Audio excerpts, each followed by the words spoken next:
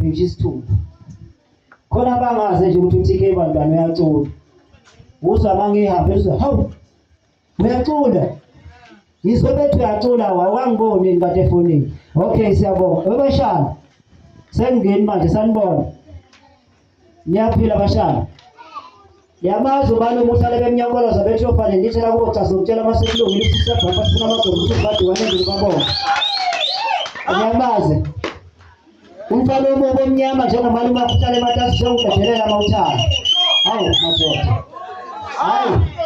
uthi ngicela ukhisi simcela uthando sithi asikisi futhi silacela inamba yakho ngifuse ngikubuke bamthele khona